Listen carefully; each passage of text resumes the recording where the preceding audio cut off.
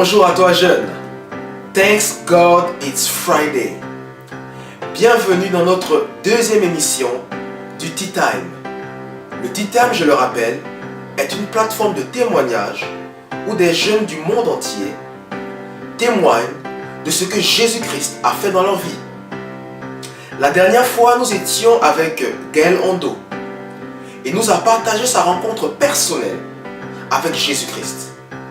Et nous avons pu voir comment ce jeune homme a été transformé. Aujourd'hui, nous allons nous retrouver du côté de Benji. Benji également a vécu une expérience particulière. Il a rencontré Jésus-Christ et cette rencontre a changé sa vie.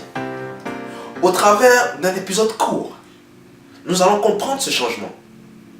Jésus et Benji, une liberté et un épanouissement retrouvés. A tout de suite.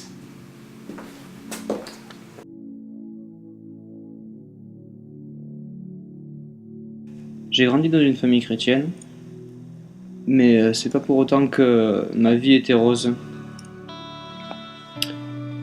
En effet, j'étais vraiment timide. J'avais beaucoup de difficultés à aller vers les autres, et je manquais énormément de confiance en moi. J'ai eu une période mal dans ma peau, vers la fin de mon collège. J'étais souvent déprimé, et les mauvaises pensées rôdaient en permanence dans mon esprit. Je me sentais rejeté et mal intégré dans mon collège, auprès de mes collègues de collège en fait.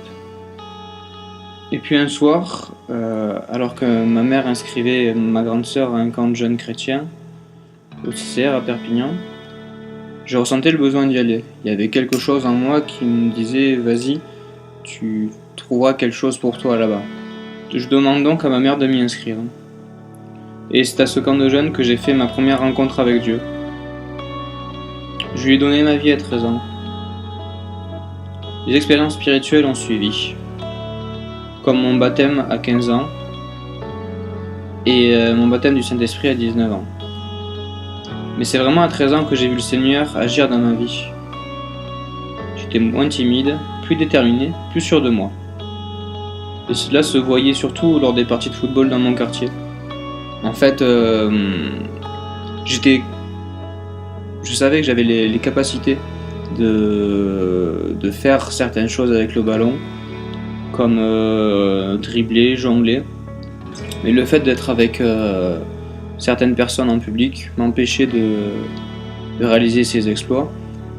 Et après les temps de connexion avec Dieu, en fait, ce genre de choses que j'envisageais de faire avec le ballon, j'y arrivais bien et on me disait vraiment que j'avais pris beaucoup de niveaux.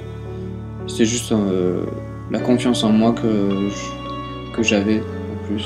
Depuis que je vis ma vie pleinement en Dieu, je me sens complètement différent d'il y a quelques années. J'ai des rêves de grandeur en Christ. Je connais sa vision sur ma vie, les projets qu'il a pour moi, notamment le fait qu'il va faire de moi un diffuseur de son amour au travers de mon don pour la guitare. Il me montre, moi jouant devant des stades remplis pour sa gloire.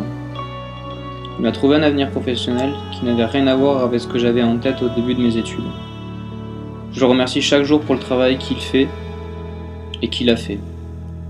Merci mon papa, mon roi. Nous sommes de retour sur notre plateau après ce merveilleux témoignage de la rencontre personnelle que Benji a eue avec Jésus-Christ. Benji nous a raconté son enfance et nous a expliqué cette rencontre particulière qui a été un carrefour dans sa vie. Oui, Benji était une personne introvertie, une personne qui n'était pas bien dans sa peau, une personne qui ne s'acceptait pas personnellement, une personne qui ne connaissait pas forcément les projets que Dieu avait pour elle. Et à l'âge de 13 ans, quelque chose s'est passé dans la vie de Benji. À l'âge de 13 ans, il a rencontré son Créateur.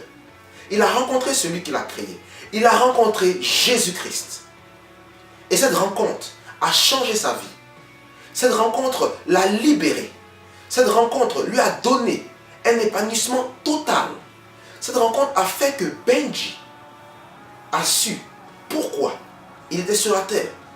Cette rencontre a fait que Benji a pu développer tout le potentiel qu'il avait en lui-même. Cette rencontre a fait que Benji a retrouvé une paix intérieure en lui-même. Il s'est réconcilié avec lui-même. Car oui, Dieu considère Benji comme une personne merveilleuse. Il considère Benji comme sa créature, comme son enfant.